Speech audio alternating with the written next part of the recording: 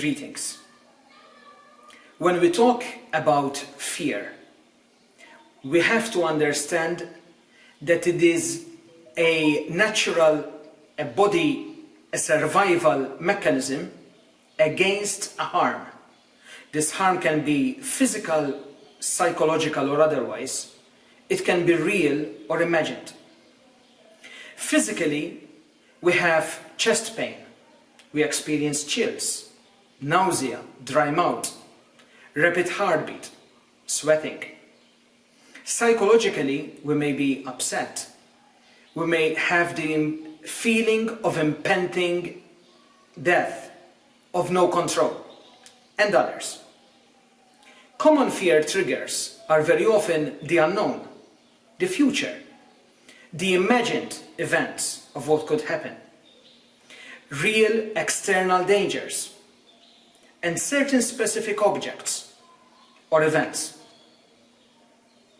How to cope with fear? Get social support. Practice mindfulness.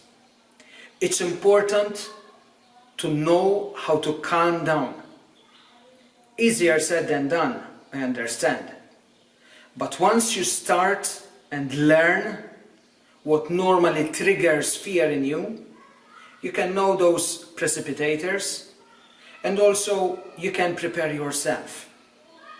Forewarned is forearmed. Important to remember that fear as such is not a negative or positive. It is a healthy, it is a given, it is part and parcel of who we are. It's a survival mechanism.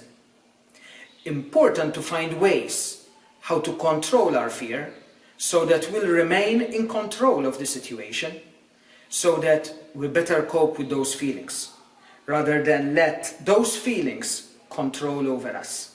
Thank you. Please subscribe to this channel to keep updated with other relevant material. And thank you for joining me today.